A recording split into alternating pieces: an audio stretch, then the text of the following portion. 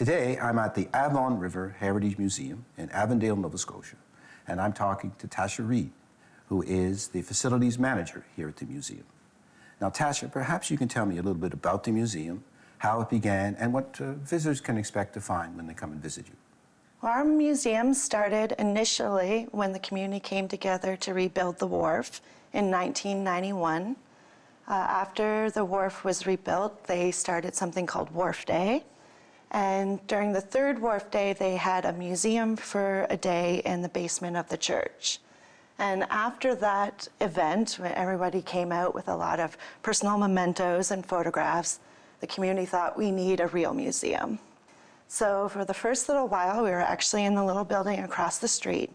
And George Mounts, who used to own this land, who is the grandson of Captain George Mounts, who was the last one to run the shipyard here, he and Hugh McNeil decided that they were going to kind of have a static display based on wooden shipbuilding, but then they decided to take it one step further, and they set forth to build a replica of the FBG, which was the last wooden ship built along the shore here during the golden age of sail. So the Avon Spirit started, and the initial building built down here was the Avon Spirit shipyard. And shortly after the construction of the shipyard, this building was constructed. So the building actually turns 26 this summer. You wouldn't know because it looks like a building from the 1860s that has been here the whole time, and including the lean, but it's actually a fairly recent building. And this site in particular was where the planters first landed in 1760. And a few of the founding families went on to build the Mosier and Harvey shipyards here along the water. And we have many tools from the Mosier shipyard, and also other little artifacts, including remnants from when the Acadians were once occupying this area that have been turned up in farmers' fields over the years. So we've got some old coins.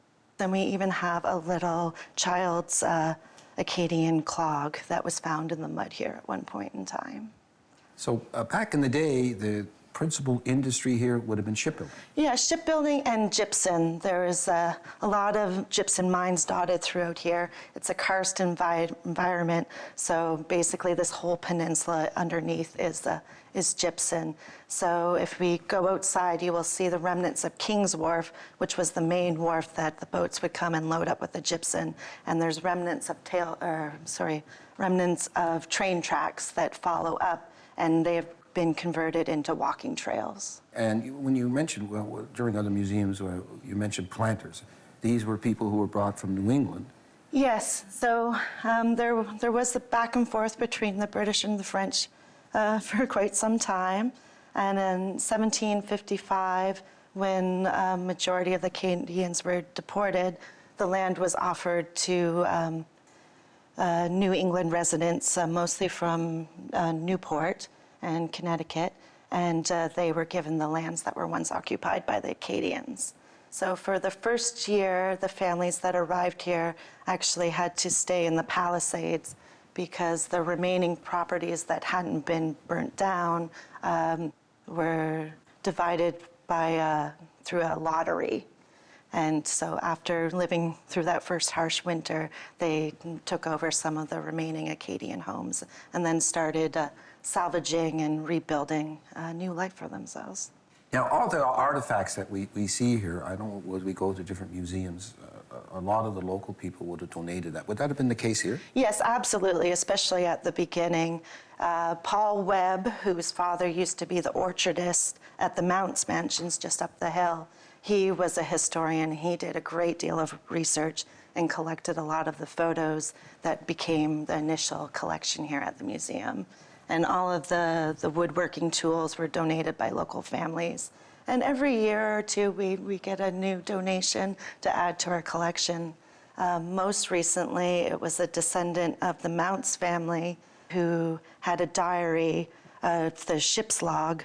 So this summer, we'll be digitizing that diary and transcribing it, and to learn a little bit more about the travels it took.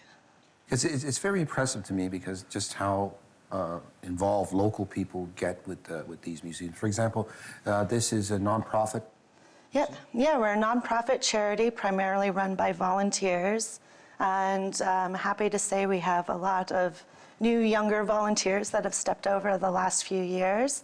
So we have a variety of people that contribute, a lot of the old knowledge keepers, but then we have the next generation coming forth to lend a hand and bring new life. And with that is, there's a huge arts influence in the community, so a lot of the artists have stepped in, and we have music festivals and art events here. So it's really come to life over the last decade. And I also understand that the museum itself, part of it is also used as an art gallery? Yes, the upstairs, which is a beautiful, bright place with a really great acoustics.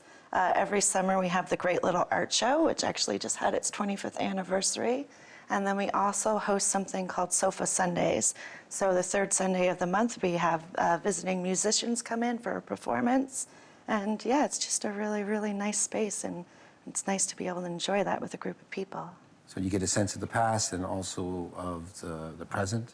Absolutely, yeah. So we're all about preserving the past, but also, building a better future for the next generation and making the most of every moment while we're here. Now, I understand, Tasha, that you're an artist by trade. Yes. And of course, with an art gallery, that must be wonderful for you, right? Now, is there any in here in terms of artifacts that strike you as an artist that might be one of your favorites? I think some of my favorite pieces in the museum are actually the David McIntosh paintings that when they first started the museum, they commissioned him to create. So many of his paintings are based off of original photographs of what this area looked like during the Age of Sail, and then also an imagined painting of the landing of the Lydia and Sally in 1760, where you can see Fort Edward in the background and smoke rising from the burnt-out remains of some of the Acadian dwellings.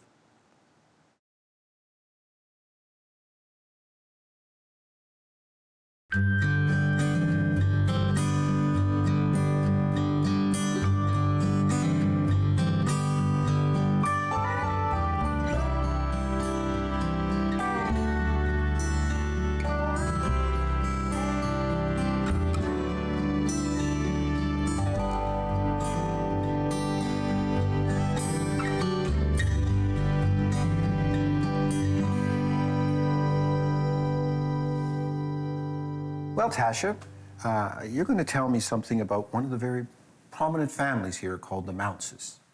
Yes, so Captain George Mounce was the last one to operate the Mosier shipyard here on the site where the museum stands today. He is responsible for building the mansion on the hill, which actually started off as a Georgian-style house. And when he passed away in 1909, his son Ralph inherited that house, and his son Thomas, who was engaged, started constructing what we call the honeymoon house next door. So that was a wedding present to his wife, Annie Armstrong Mounce. And while the house was being constructed, they spent 2 years traveling around the world, collecting articles to send home to decorate their home. So if you are in that house, downstairs in the parlor, there's beautiful hand-painted and printed wallpaper throughout the room. The walls are all hand-painted, and the trim is a New England fox scene or fox chase. And that house has some amazing details. They brought in some of the woodworkers, builders from the shipyard, and so all of the staircase and the woodwork in the house was hand-carved. And probably the most impressive thing would be the bathroom, which is actually designated as a piece of Nova Scotia folk art.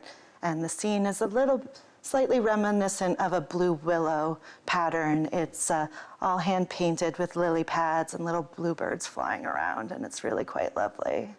Now, that would have been common at that. These were very wealthy people. Yes, they were. Yeah, and at that time, they called it the Grand Tour. They would go to Europe, and they would collect all these antiques, and then they'd always bring them back along with sometimes artisans.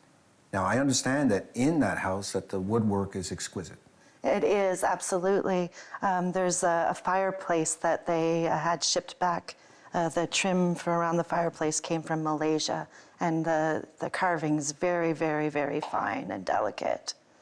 And probably the most interesting thing about the construction of the honeymoon house was Ralph was left behind to oversee it while Tom and Annie traveled the world. And he started to get a little jealous of how big and beautiful his brother's house was. So he started adding on to the somewhat modest Georgian home, adding turrets and pillars and turning it into the home you see today. Well, Tasha, the Mounces were ship captains. Yes, Captain George was the last one to run the shipyard here in Avondale, and he worked for Andrew Gibson, who would have been the money behind the construction of all the boats here. And it was John A. Harvey who actually constructed the boats. So you'll see a lot of Harveys and Mosiers and Mounces names throughout the community that have lingered on from that time period. Now, they had these beautiful houses, right? And well, what are they used for now? The honeymoon house, which is probably the most elaborate of the two, is now an Airbnb, so people can book that to stay for the weekend. We find that a lot of our weddings like to book it for their wedding party.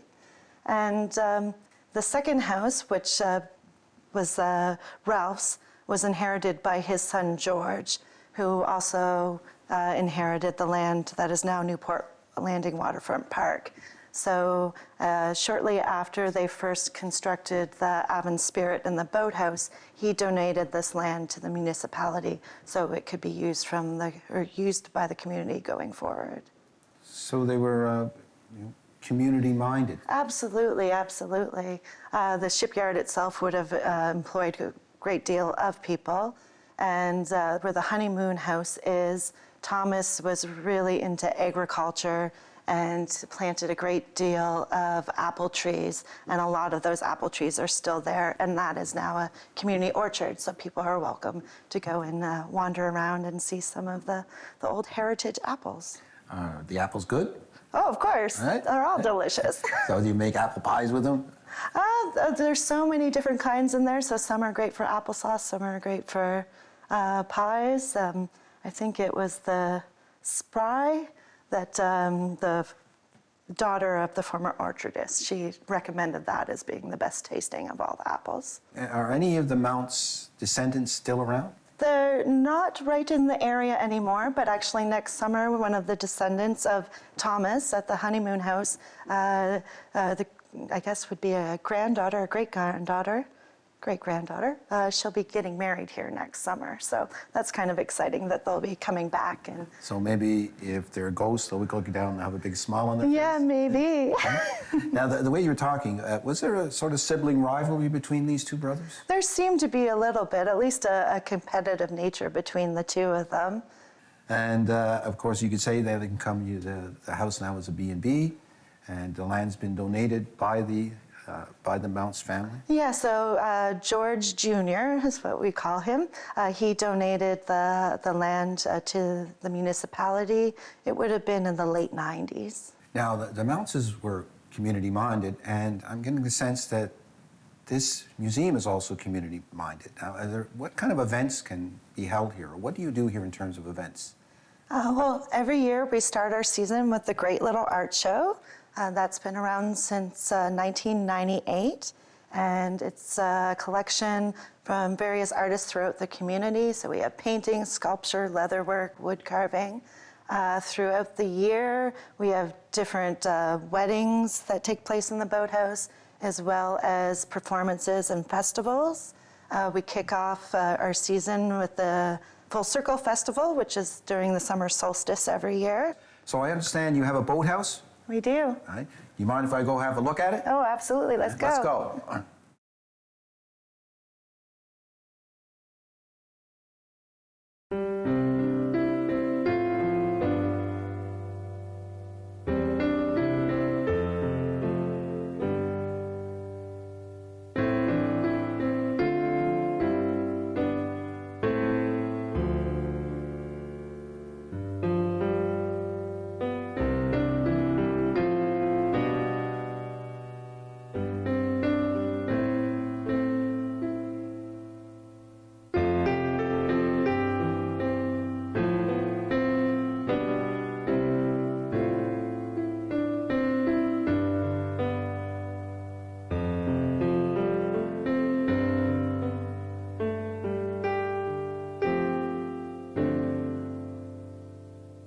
Well, Tasha, I can tell it's a beautiful spring day because I hear the lawnmowers going and children outside playing, and that's a good sign because that means that summer's just around the corner.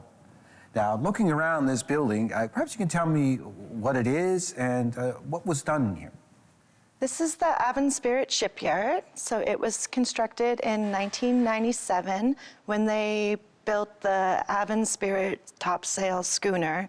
That was kind of the start of our museum. So the boathouse came first and then the museum followed afterwards. After they launched the Avon Spirit, we ran a boat school out of here for a number of years, and they built a replica Acadian chaloupe. And then it was kind of dormant for a while, up to about 12, 13 years ago when we invited the Full Circle Festival here.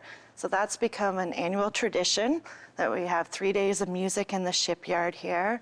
And then we also rent it out for weddings, and we have a number of community events like Wharf Day, which is starts at noon and goes to midnight. We have activities on the field all day, and then band and a dance in the boathouse.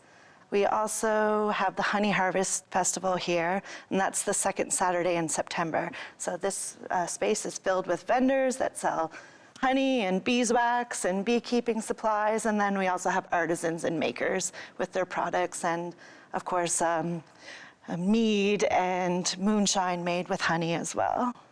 So when you say mead, for our viewers that doesn't understand what is mead?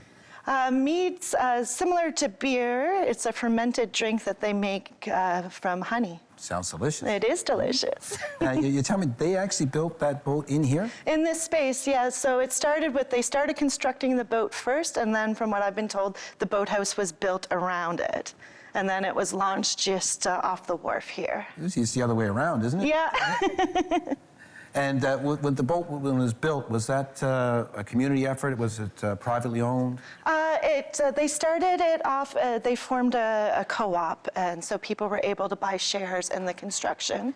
And then it was eventually sold to a company in Mahone Bay that used it to run tours. Oh, you can hear the wind. She likes to make herself known.